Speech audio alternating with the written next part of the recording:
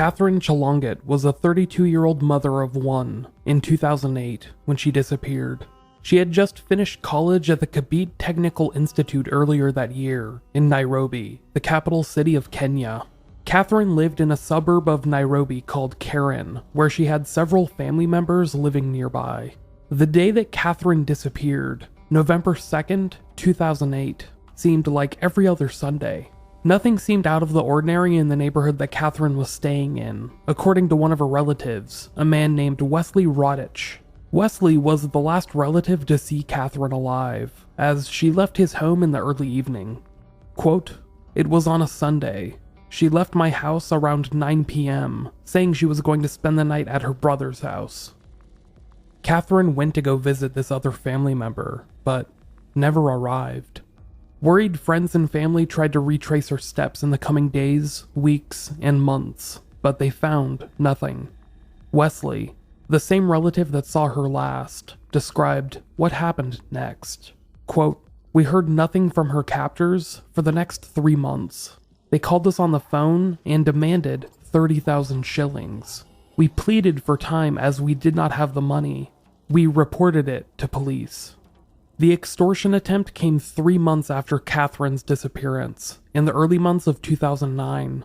The family of the missing mother did not have the money on hand, so they begged for some more time. The figure on the other end of the phone seemed to show very little pity, but ultimately allowed them to pay a smaller amount, 15,000 shillings. This ransom was paid through M-Pesa, a money transfer program. Sadly, it did not result in the safe return of Catherine Chalonget. The young mother had already died, killed months beforehand by a killer who worked just down the block from her family. He was a security guard who worked at the local water utility office building, which was less than 50 meters away from the home where Catherine had been last seen. This killer would later claim to have encountered the woman walking along the road when he approached her and held out an open hand. Quote, "She was just walking along the road. I just shook her hand and she followed me." You see, this killer, who would later become known as Kenya's most infamous serial killer, claimed to have special abilities.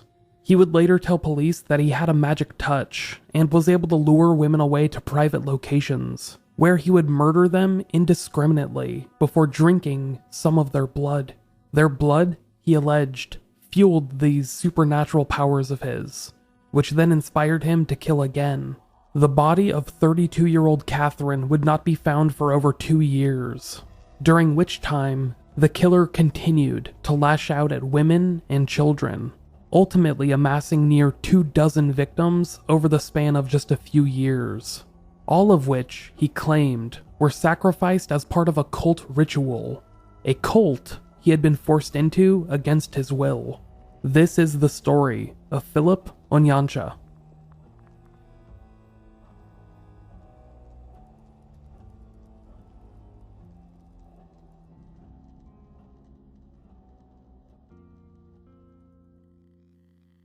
Welcome to Unresolved. I'm your host, Micheal Whelan. For this episode, I'm definitely stepping out of my comfort zone a little bit, and not only attempting to cover a story from another country, but another continent entirely. Africa is a region that is surprisingly devoid of many true crime podcasts, and I figured that I might as well start with one of the creepiest among them, in the spirit of the upcoming Halloween. If I mispronounce anything throughout this episode, please forgive me. Before I officially get into the episode, I just want to say a few things. First and foremost, I want to give a huge shout out to my friend Rebecca for introducing this story to me many months ago. Thank you, Rebecca. Secondly, if you guys and gals are interested in supporting Unresolved, please make sure to check out patreon.com/unresolvedpod. There, you can pledge a few bucks per month to get access to all kinds of cool stuff, like bonus episodes, commercial-free episodes, podcast stickers and magnets, and much more. Check it out. Once again, it's patreon.com/unresolvedpod. You can also support Unresolved by heading to iTunes or Apple Podcast and leaving Unresolved a 5-star rating and review. Those are always super appreciated and they really help out with the podcast. So if you've already done so, thank you.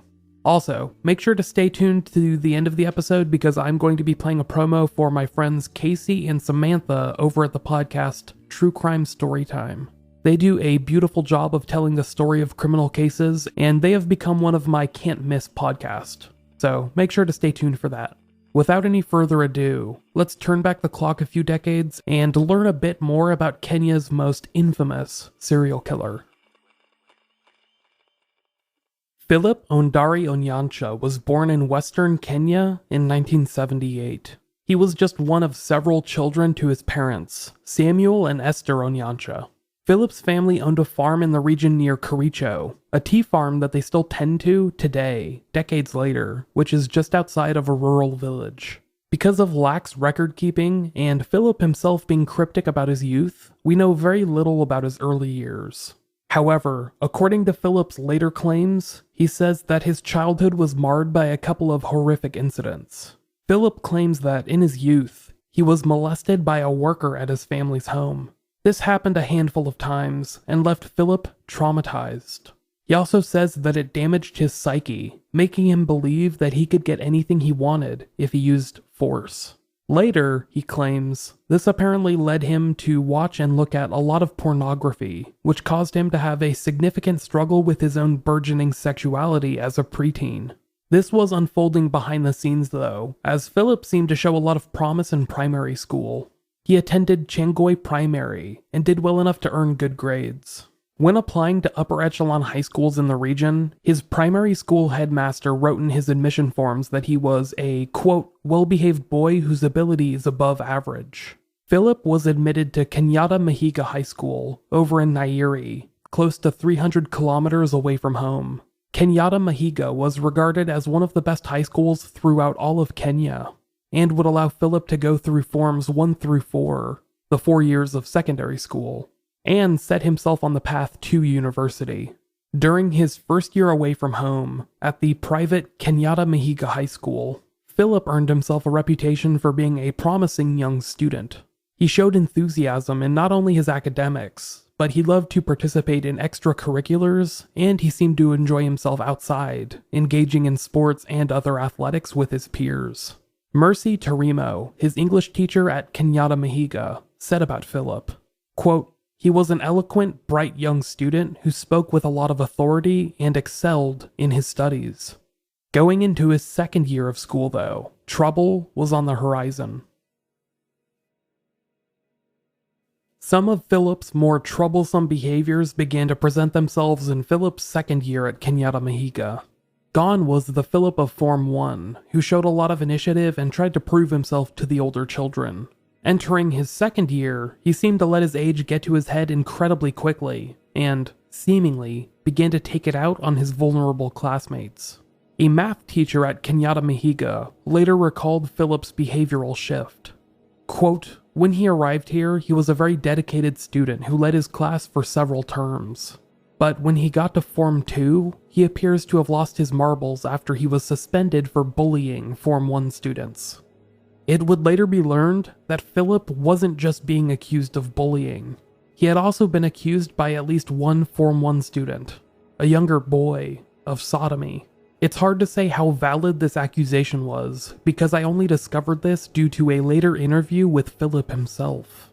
None of the English language articles that go into Philip's past have really explored this accusation, only stating that he had been accused of the former blanket term, bullying. Nonetheless, the accusation seems to have been investigated, and school officials apparently found nothing substantial to support the claim. After a 2-week suspension, Philip was readmitted to school and resumed his studies. However, after returning, Philip was never the same. Mercy Tarimo, his English teacher that had once lauded his enthusiasm, remarked that he was changed after returning to Kenyatta Mahiga. Quote, he returned to the school, but he had lost his luster. Another teacher, who taught biology, also noticed this change. Quote, this formerly energetic boy who participated in ball games and athletics was never the same again. We all watched him spiral into a pale shadow of himself. It's hard to tell, years later, whether or not the accusations against him at the time had any merit. But upon returning to class, Philip was remarkably different.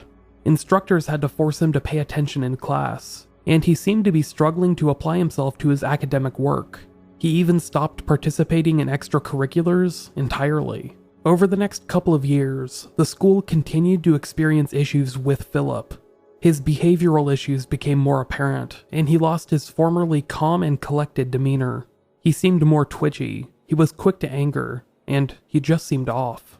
It is also worth noting that throughout this time period, as Philip began to come to the end of his secondary education, the school itself was receiving whispers of some kind of devil worship.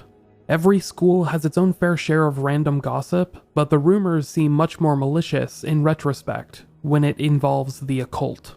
Former students and school officials would remark on this years later, but at the time, they had nothing tying these rumors back to Philip. To them, he was just another disgruntled kid eagerly awaiting graduation. Philip sat for his KCSE in 1998. That is, he sat for the Kenyan Certificate of Secondary Education, the Kenyan equivalent to the high school diploma. He ended up graduating with the GPA equivalent of a C-, but he never collected his certificate. I'm serious, he just never went to pick it up, instead choosing to roll the dice by retaking the test sometime later.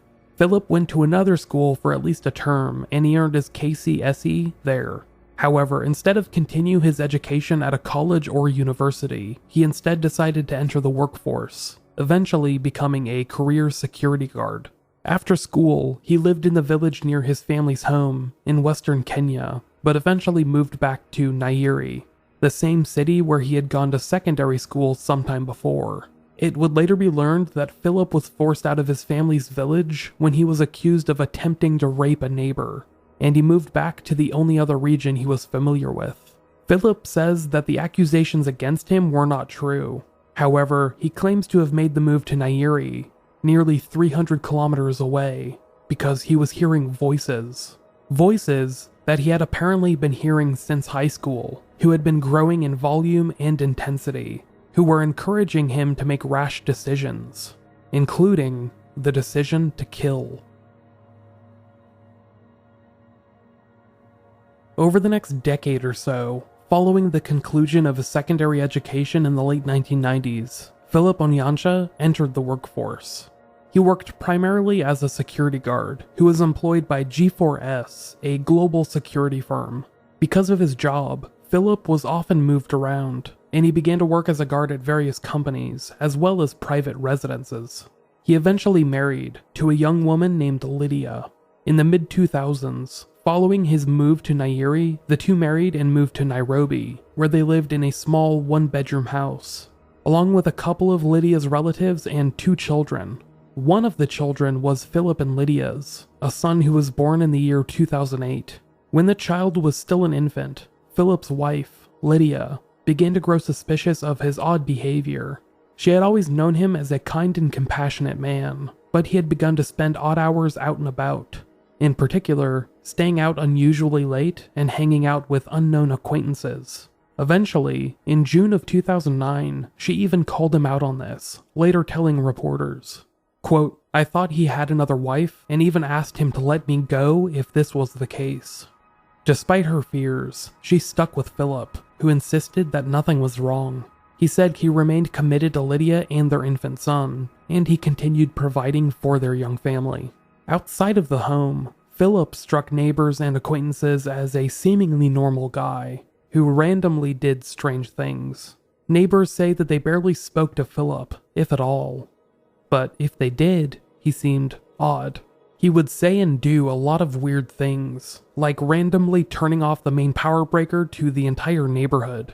When neighbors would complain about this type of erratic behavior, he sometimes responded by threatening to hire someone to kill them. When he did more usual annoying neighbor stuff, such as playing his music loudly late at night, nobody complained or questioned him, because they were afraid of some kind of reprisal. Many ascribed his odd behaviors to him living in a small environment, with no real room to breathe. However, others noted that a small growth was visible on the back of his head. It was a tumor, which had slowly grown into the size of a small orange at around the time his behavior started deteriorating. Going into 2010, the year that Philip Onyancha turned 32 years old, he was still working for G4S as a watchman. However, over the first few months of the year, his attendance had started to become spotty. and he was noted as being absent or missing from his post on multiple occasions.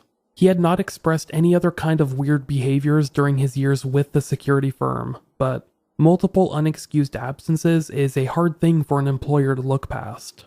It came as no surprise when he was fired in March of 2010.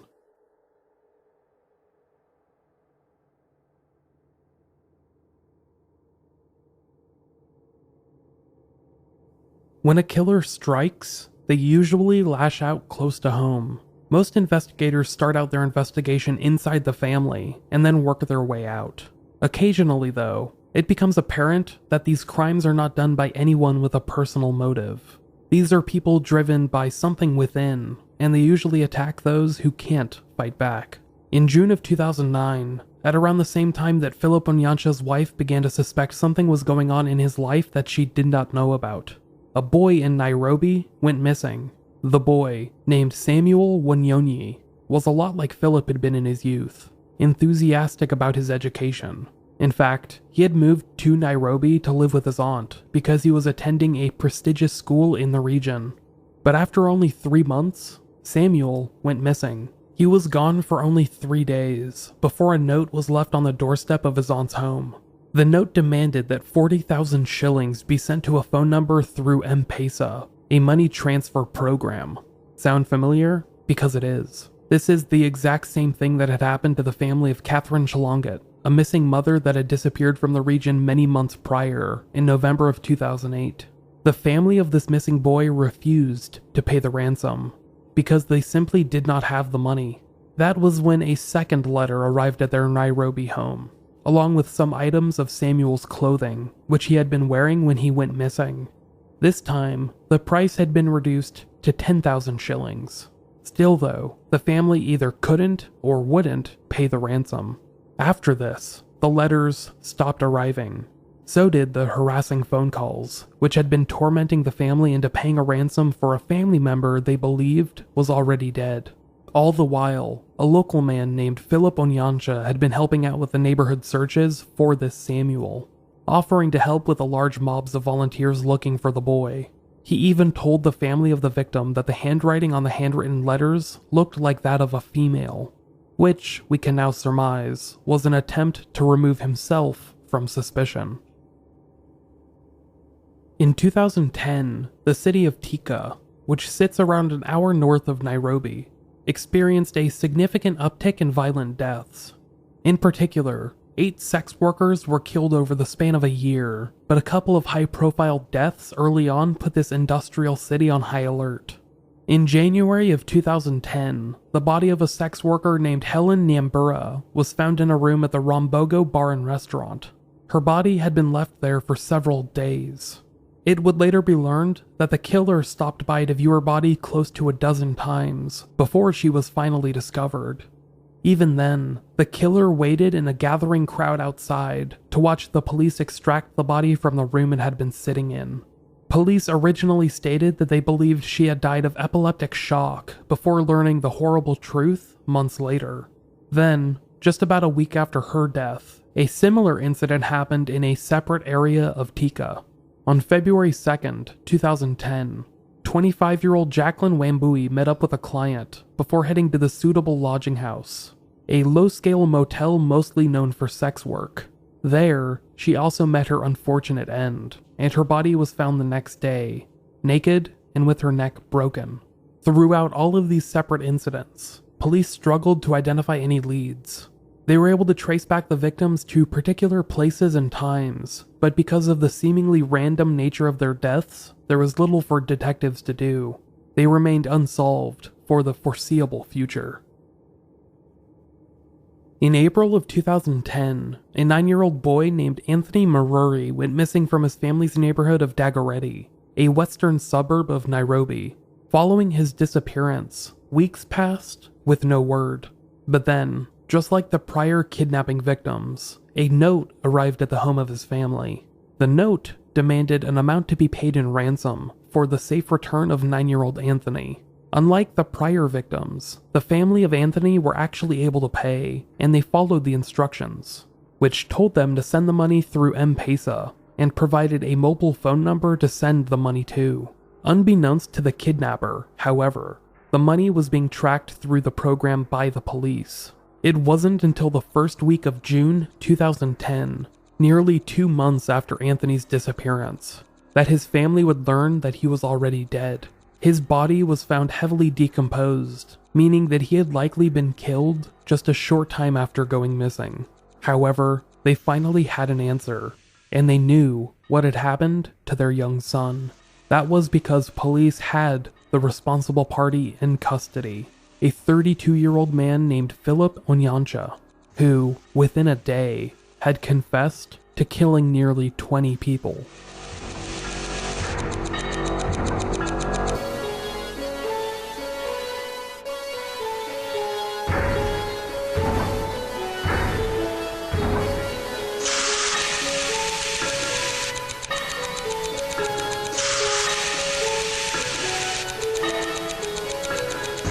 On June 5th, Philip Onyancha was arrested by police after multiple pieces of evidence put him in their sights for a recent abduction. Using Safaricom call data records, investigators were able to track the money being paid to the alleged kidnapper of a 9-year-old boy. When they found the suspect, they were then able to determine that a handwritten ransom note left at the scene of the abduction was written by Philip Onyancha himself. Following his arrest, Onyancha confessed to killing nearly 20 people. This number varies based on the publication, but it has been consistently reported as being at least 17, with the most recent speculation settling around 19 victims, all of whom were women and children, which Philip described as being weak and vulnerable to his attacks. In his confessions, Onyancha described how his crimes had escalated over the years, originating from his time in high school.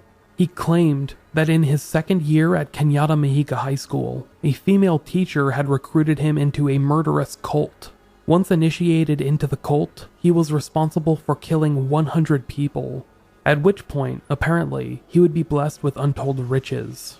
As a newfound member of this cult, he said he had engaged in practices deemed barbaric and audacious. After killing each of his victims, he described drinking blood from their bodies, usually from their necks.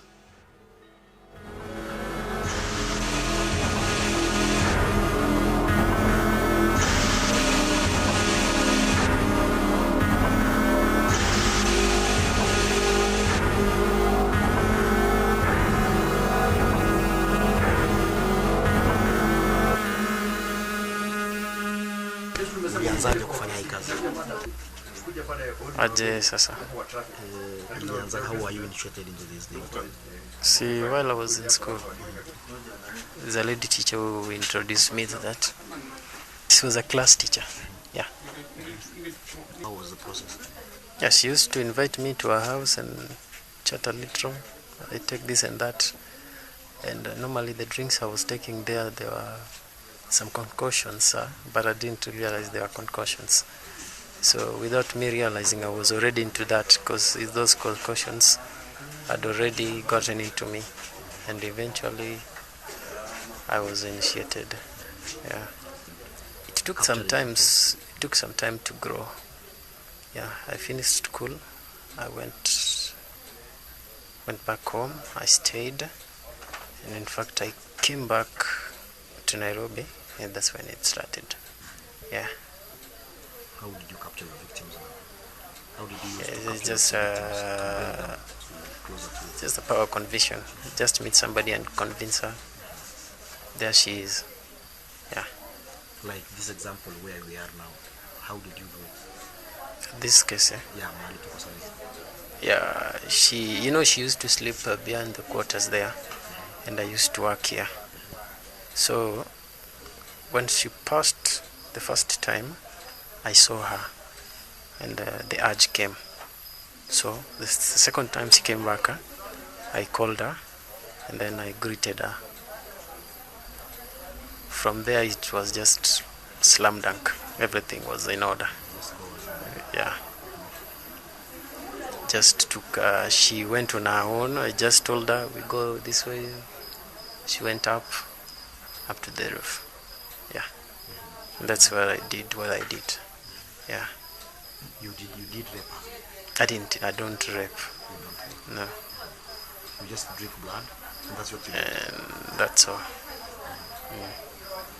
And how come people are not able to know that there was a body up there for all this time? Because that's a roof, nobody goes there. Yeah. And that place is hot and it's high, so the smell can't.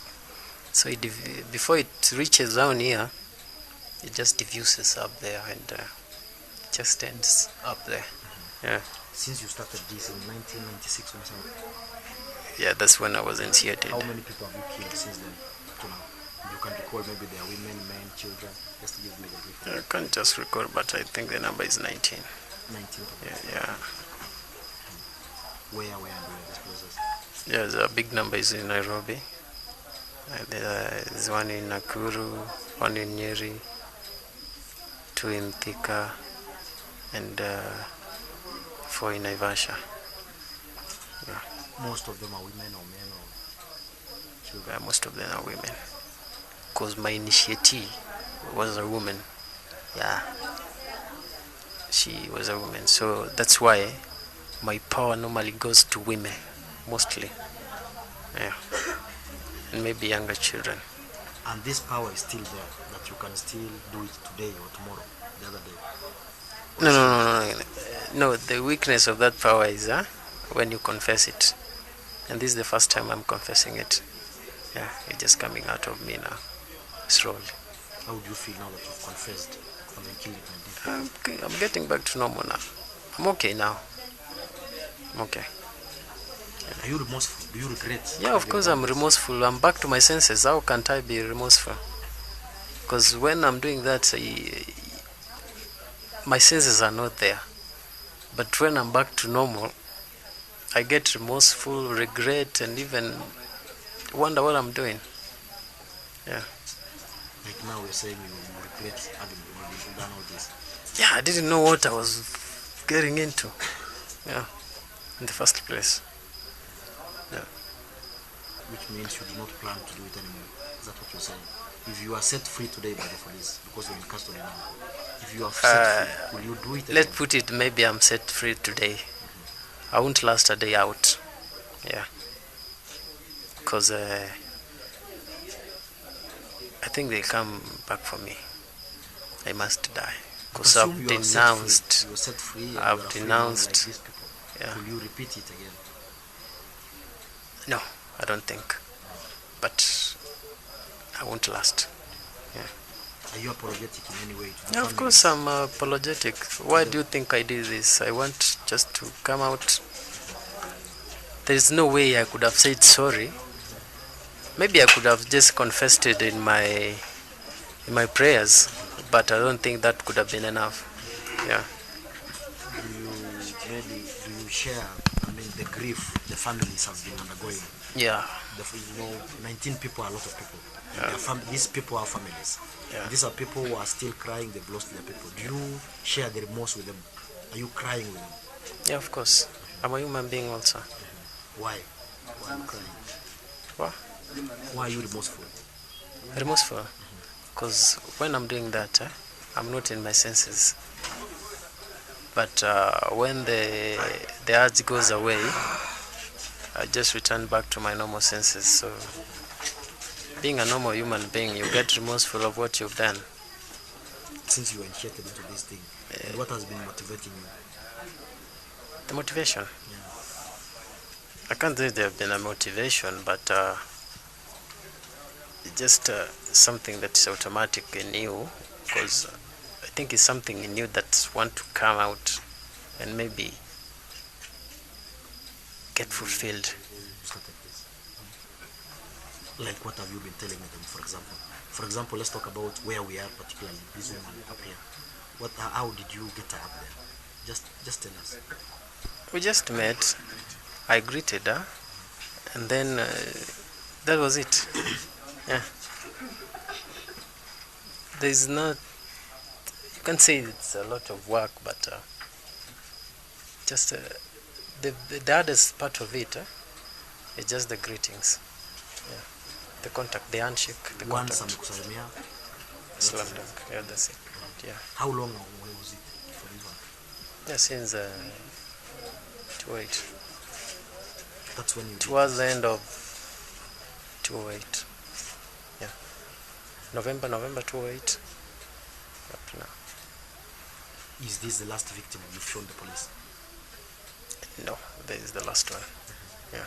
Maybe you can tell us about it and where it is. It's just the same case like this one. Yeah. Where is it? Where is the victim?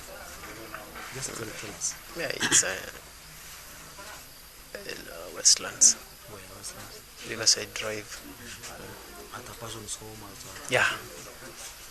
Opposite to the German embassy. At whose place? It's a Muda Wari's place. Muda Wari's brother property. Yeah. What happened? I was working there and just met a lady and then confessed her. Took her into the house. By that time it was empty. Yeah. Let me ask you. Yeah. How do you kill her? With by just strangling. Huh? Strangling. Huh? Strangling. Struggling. Yeah. After that, what happens? The blood. Huh? The blood. No, what happens to the blood? Excuse me. You suck. Huh? You just suck the blood. And as you said, you are remorseful. You regret doing all this. Yeah. Do you feel set free now that you've spoken it out now? Yeah, I'm almost setting free. This is the last body and then I'll be set free. So the last body is the one you're showing us tomorrow now? I don't know about their plans, but but yeah. That's the last body? But that's how I hope we're going to do tomorrow. Yeah. Are you married? Yeah, I'm married. Of the people shocked by the news, none was hit harder than Lydia Onyancha, Philip's wife. She had been married to the man for several years, and the two had a young son who was just 2.5 years old at the time of his arrest. Lydia later told a reporter that she knew something was wrong when police visited their home and picked up Philip for an interview. She originally thought that it was a work-related matter, but was kept in the dark until the very next day when she saw the news. Quote, "I was in the house the day he was arrested, but I was shocked when I learned the next day the crime he had committed." While reading the newspaper, Lydia discovered that her husband, Philip Onyancha, was a self-proclaimed serial killer. She claims that as soon as she saw this, she nearly passed out. As the news began to spread, Lydia was forced to leave her home, along with her 2-year-old son, for fear of retribution by victims' families. She left for her familial village just hours before an angry mob stormed into the Onyancha home and threatened to burn it all down. This mob would only be deterred by the police, who intervened just in time. However, Lydia Onyancha would never return to the home, instead choosing to remain behind in her family's village over in western Kenya. There, she had to mourn not only for the life she and her son had just lost, but the lives lost in Philip's wake. Quote, "I feel sadder for the families of the victims. I keep praying to God to console them, and I apologize on his behalf to all of them."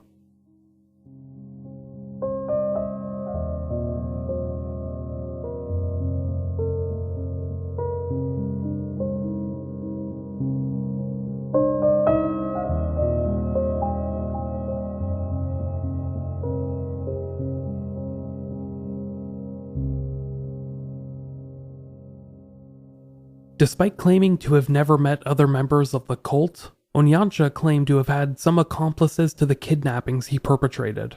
These two men, Tobias Arati and Douglas Obiro, were arrested shortly after Onyancha's confession for having involvement in a kidnapping ring that would help Onyancha kidnap victims and hold them for ransom. Oftentimes, these victims would apparently be held for weeks or even months before ransom notes would be sent out. And every single time, when those notes were sent out, the victims were already dead at the hands of Philip himself. Richard Katola, the head of the Special Crimes Prevention Unit, told the media about these two accomplices. Quote, "We are interrogating them, and from what we have established, they were accomplices of this man. They will definitely stand trial with him." Despite having two potential accomplices arrested, accused of organizing a kidnapping ring with Philip Onyancha, investigators were eager to get to the bottom of the cult allegations made by Philip. If it was true that there were others like him trying to murder 100 victims, they needed to find them immediately. However, Philip claims to have never met any of the other cult members.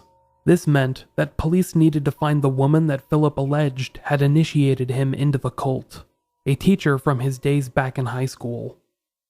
We're going to pause for just a moment to hear a word from our sponsors.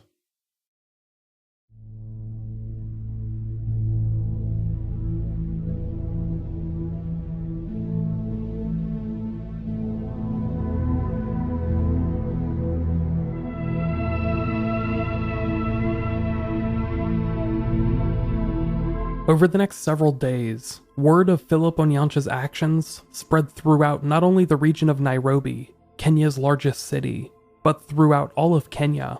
Within a few days, he had become the nation's most infamous and most feared killer. Publications described him as having the eyes of a fox, and his soft-spoken, casual demeanor often drew comparisons to Ted Bundy. It was also noted that he had a large orange-sized tumor on the back of his head, something that led to several theories about his mental health and behavioral issues. Following the news of his arrest, Philip led investigators on a tour of the crime scenes, where he claimed to recall each crime as if it just happened. In some of these cases, the bodies of his victims had been found, and they were either unidentified or their cases had simply been left unsolved. Philip's confession was enough to bring those cases back to the limelight, and to give them some kind of resolution. This trip took Philip out from Nairobi to the Central Province and Rift Valley, where Philip described killing victims and leaving their bodies in isolated, undisturbed areas. This even included some cheap lodges and motels, where Philip admitted to killing several sex workers. As you can guess, the reaction from the public was not ideal. Angry mobs followed around the police cruisers, and gathered around each crime scene, waiting for Philip Onyancha to show himself. In some cases, furious onlookers even brandished weapons or nooses, threatening vengeance. Philip Onyancha has dominated news headlines since last Sunday, and when he got to Dagoretti Corner, his presence was electric. There were mixed reactions here as residents were filled with both anxiety and fear of seeing him. Onyancha's mission here, though, was brief, just to identify the spots where he killed some of his victims. In B31 guest house behind Sabasaba Bar, Onyancha led detectives to room 8, where he killed a woman in February this year. Police had found the victim foaming in the mouth, and it had been assumed that she died of epilepsy. Then barely 200 meters away at Three Steers Bar, Onyancha took detectives to room 10, where he killed another woman on the eve of Valentine's Day, 13th February, and dumped her body in room 13. When he came out, the crowd went wild. It was impossible to get to the spot where he dumped another body at the railway line behind the Lana School because of the crowds. Either way, the detectives confirmed that since that murder, no suspect had been traced to date. Otherwise, he will be appearing before court by the course of next week.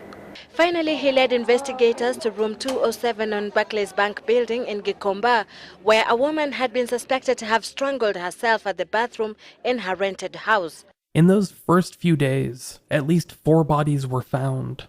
These were victims that had gone missing in the preceding few years, and whose families had received no word of their whereabouts since.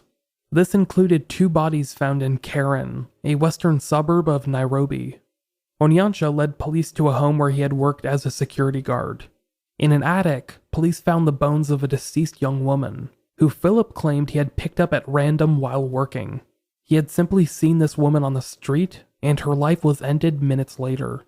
Philip then led police to the Nairobi Water and Sewerage Company, at a nearby Karen shopping center, where the body of another young woman was found in an exposed sewer drain. This would later be determined to be the remains of Catherine Chalonget, the 32-year-old mother of one, whose story I told you in the introduction. She had been missing for 2 years at this point. In addition to finding the bodies of victims, Philip also gave investigators some resolution for unsolved cases.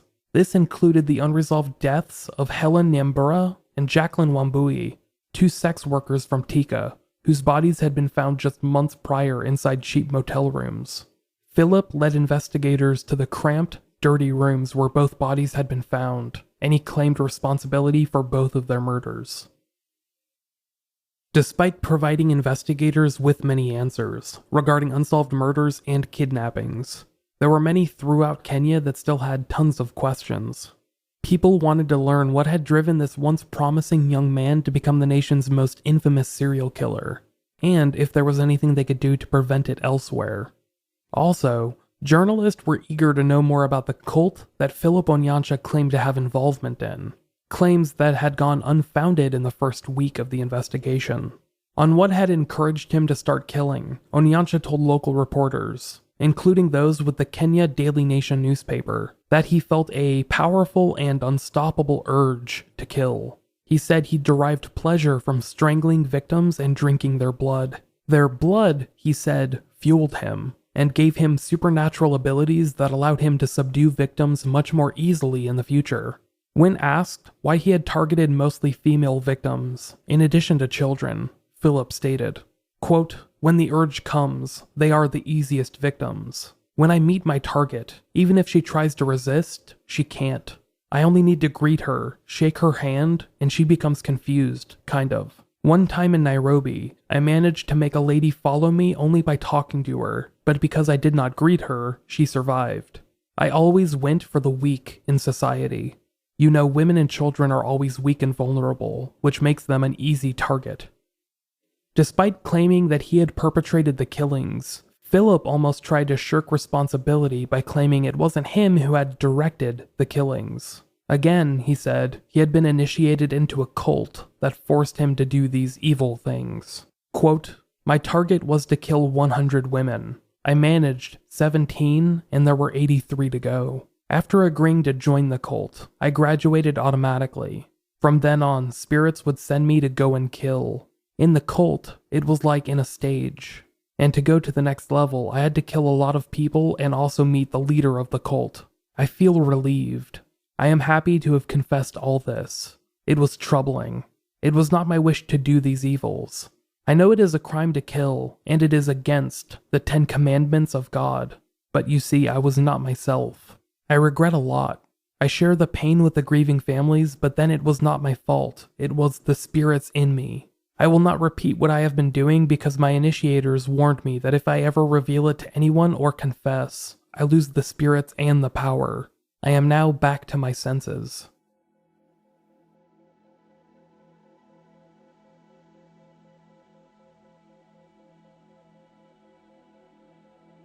Elizabeth Wambui Kamani was 40 years old at the time of her arrest, in June of 2010.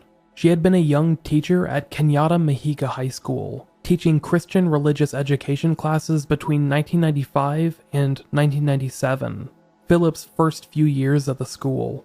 Following this, she had requested a transfer to the city of Thika, citing medical reasons. There, she had taught at Karuri High School in Banana Hill from March of 1998 to July of 2002. Due to the language barrier, I have not been able to learn much about Elizabeth Wambui in those interim 8 years, but it seems like she lived a pretty quiet life. That is, of course, until she surrendered to police just days after the arrest of Philip Onyancha. She would be held in custody for the next 2 weeks, before actually being charged with any crimes. When she finally was, on June 24th, she was charged with administering an unlawful oath to Philip Onyancha, but the prosecutors were apparently weighing more charges. Special Prevention Crime Unit officers presented Elizabeth Wambui Kimani, the woman said to have recruited the self-confessed serial killer Philip Onyancha into a cult at the Kibera Law Courts after holding her in custody for 2 weeks. Onyancha claimed that Wambui had mentored him into a cult that drove him into killing 19 people for blood. For the first time, Wambui was treated to full glare of the public and cameras. She appeared uncomfortable. She was brought before Senior Principal Magistrate Grace Nzioka to answer charges of administering an oath to Philip Onyancha in Kenyatta Mahiga Secondary School in Nyeri in 1996. An oath that supposedly bound Onyancha to commit murder when called upon to do so. Wambui, however, denied the charge. The prosecution moved to request the court to grant permission to have Wambui remain in remand for 4 more days at the Kilimani police station to give them time for further investigations. The magistrate granted the application, but Wambui wanted to be released on bail, arguing that she had already spent 14 days in custody. The prosecutor, however, maintained that investigators were still collecting more evidence and may prefer more charges against her. But even before investigators pressed more charges against Wambui, the court dismissed her bail application since she has been charged with a serious offense and may be sentenced to death if found guilty. Prosecution is relying on Onyancha as the key witness, and since he has a case pending in court, prosecution requested for Wambui's case to be hastened. The case will be mentioned next week on Monday, as Onyancha is expected to go back to court on Tuesday to answer to murder charges preferred against him. By the time that Elizabeth Wambui was charged, on June 24th, 2010, several details of Philip Onyancha's confession had already spread through the media. Philip had claimed that back in high school, when he was just a teenage boy, Wambui, one of his teachers, had developed an unhealthy obsession with him. He said that she would invite him over to her house, where she would offer him food and drink, which had been laced with unknown ingredients and concoctions, implying that he had been drugged. During one of these encounters, Philip claimed, Elizabeth had lacerated his chest when he was in a dulled state, and took some of his blood. In return, she had allegedly put some kind of black powder, similar to ash, on the open wound. Following this, Philip Onyancha alleges that Elizabeth Wambui was able to take control of him through black magic rituals, encouraging him to go out and kill. He says that she often appeared in his dreams, telling him what to do, and that her hold over him continued to escalate in the years after high school, leading up to the mid-2000s. By 2006, he stated, she was able to force him to kill, telling him that he needed to murder at least 100 people before he could be fully integrated into her cult. Unsurprisingly, this entire series of events was denied by Elizabeth Wambui. During interviews with investigators, Elizabeth was allegedly not very cooperative, and, at times, seemed combative. She even denied knowing Philip Onyancha entirely, but police were able to connect them together through their time spent at Kenyatta Mahika High School.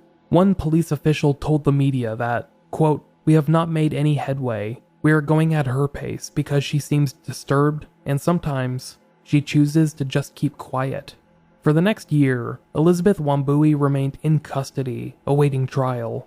It is theorized that prosecutors and investigators were eager to try her ahead of Philip Onyancha and his kidnapping accomplices, as it would establish a foundation of guilt for the accused. So, ahead of the actual perpetrators, Elizabeth was charged with administering an illegal oath, and her trial was set to begin in September of 2011.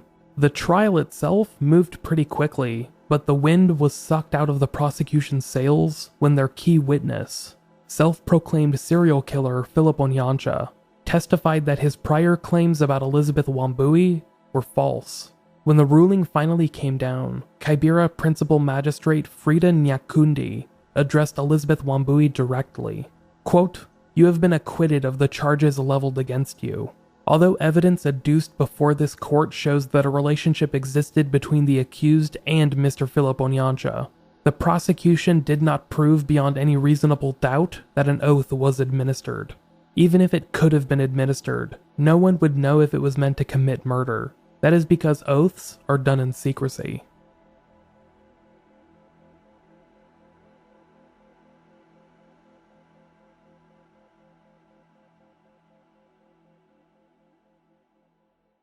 Despite the setback suffered by Elizabeth Wambui's acquittal and release, prosecutors were still hoping to quickly launch into their case against Philip Onyancha and his accomplices, Tobias Arati and Douglas Obiro. Combined, they were looking at least 18 murder cases, which included charges of kidnapping, sexual assault, and much more. Their case spanned throughout Kenya, including the cities of Nyeri, Nakuru, Thika, and Nairobi. Their potential victims included Catherine Chalonget, a 32-year-old mother of one that had been randomly selected by Onyancha himself, Jacqueline Wambui, and Helen Nyambura, sex workers that Onyancha had murdered inside motel rooms, as well as a number of teenage boys that had been abducted and held for ransom. Other victims, including some bodies that Onyancha had led investigators straight to, remained nameless, their identities unknown. Because this type of serial killer investigation had never been seen in Kenya before, this investigation would carry on for several years. In 2010, Philip Onyancha's mental health became the subject of a court case, as prosecutors petitioned to try him for murder charges under the normal rule of law. They would have to try him under a different set of laws, so they called in psychologists and mental health experts to evaluate him. Citing the depravity of the crimes and a number of other factors, the defense tried to have him ruled mentally unfit. They were overruled by the judge, who sided with the prosecution and allowed the trial to proceed against Onyancha unimpeded. Later that year, in 2010, Philip Onyancha stood trial, but for a different case entirely. In a Kibera court, he faced charges of attempted rape and assault of a woman, stemming from an incident unrelated to his murder charges. Of this accusation, he was actually found guilty and sentenced to 12 years in prison, which, because of the circumstances, he would serve in a maximum security facility. Over the next several years, the prosecution would continue to build up their case against Philip Onyancha and his associates.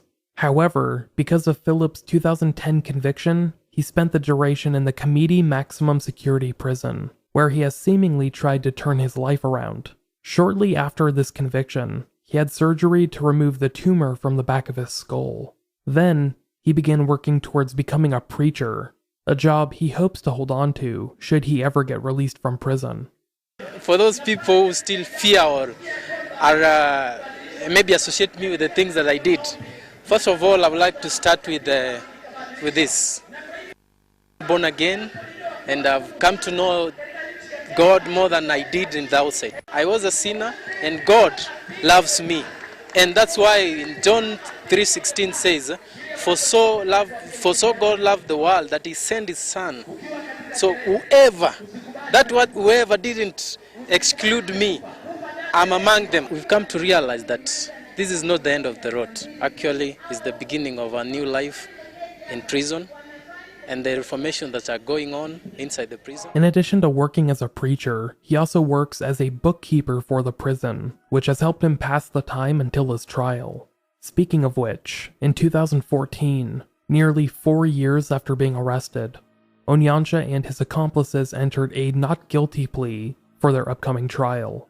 That same year saw another round of mental evaluations, which ruled that Philip Onyancha remained a threat, and would likely reoffend if he were to ever be released from prison.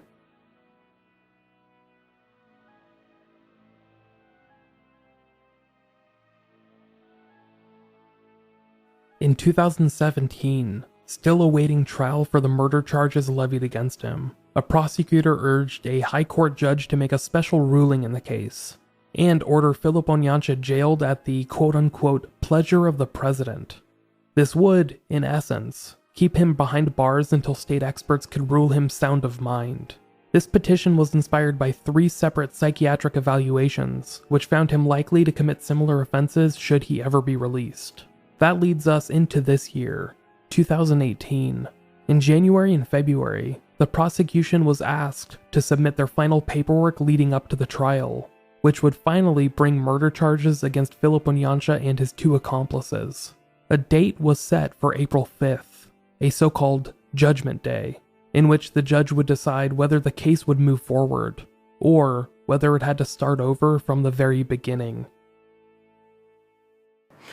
Still on judicial issues, the High Court has today ordered for fresh hearing of a murder case against Philip Onyancha, the self-declared serial killer who was accused of killing 19 people in separate incidents in 2009.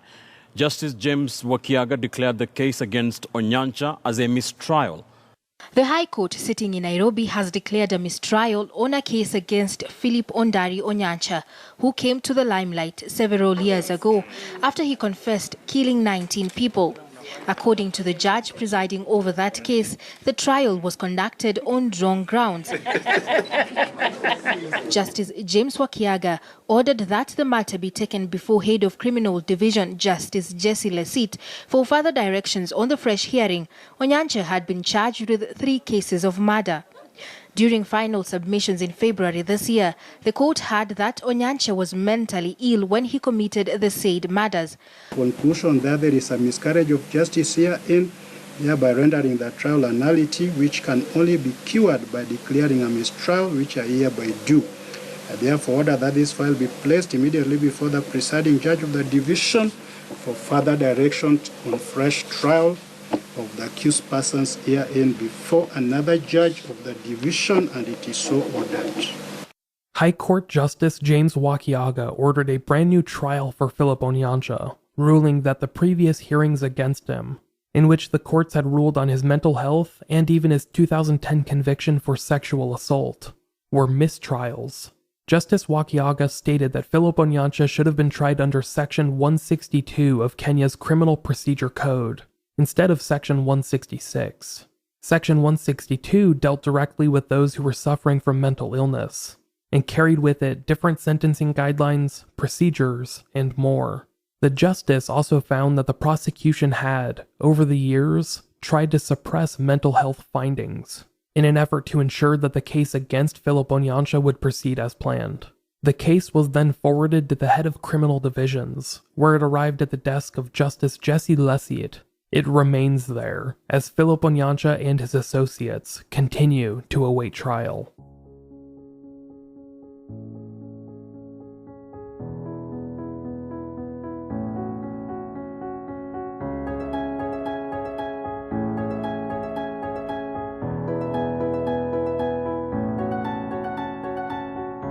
The case against Philip Onyancha remains an open-ended affair. It's actually a case I was made aware of several months ago, and I have eagerly been awaiting news ever since.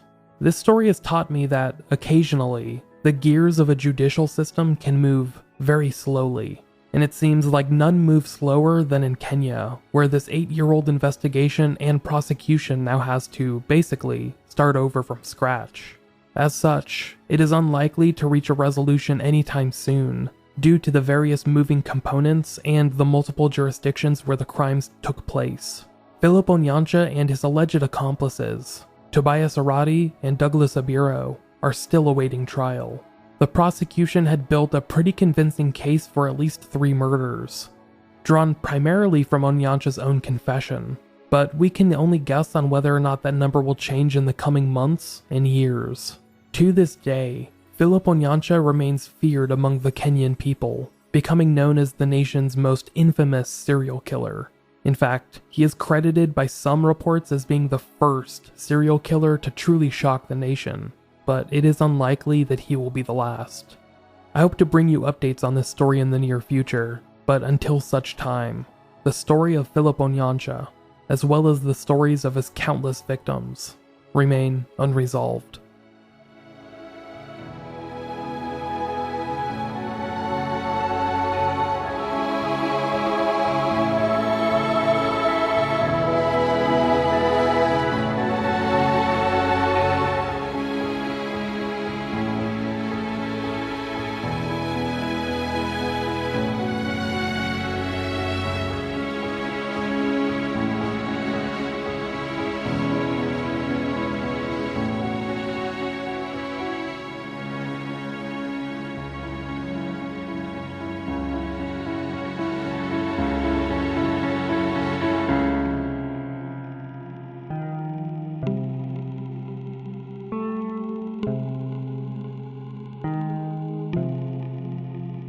Thank you for listening to another episode of Unresolved. I've been pretty excited to cover this one for a while, not only because it takes place in a brand new setting for Unresolved, Kenya, as well as the continent of Africa as a whole, but I was also interested in the story because it tackles a type of case we don't see very often. A case where the killer is known but the victims and survivors are often unidentified or forgotten in the wake of a shocking story. I only wish I had the necessary information to put more of a focus on them, but I hope their stories will not be forgotten. If you would like to stay in touch with the podcast, you could follow along on Facebook, Twitter, and Instagram. Just search for Unresolved Pod and it should pop up for you. If you would like to send in an email, you can send them to theunresolvedpodcast@gmail.com or into me personally at michael@unresolved.me. And as always, that's Michael spelled Micheal. People still get it wrong, which is why I include that disclaimer at the end of every episode. If you would like to call in and leave a voicemail or send in a text, you could do so by hitting up the podcast phone line, which is 831-200-3550. Once again, that's 831-200-3550. And if you would like to view a transcript of each episode, or find any information that I may not have included, you could visit our website at unresolved.me. There, you could also find a link to Patreon, where you can support the podcast and get access to bonus episodes, commercial-free episodes, and much more. Before I let you go, I just want to let you guys know about a podcast I have grown to love, which is currently preparing for its second season. It's called True Crime Storytime, and it's hosted by my friends Casey and Samantha. They're a couple of Aussie gals who host a wonderful, touching podcast about criminal cases. And it's just a great show. In lieu of an outro, I'll be playing a promo for them, and you should check it out. That's it for me this week. Hope y'all have a good one, and I will talk to you later.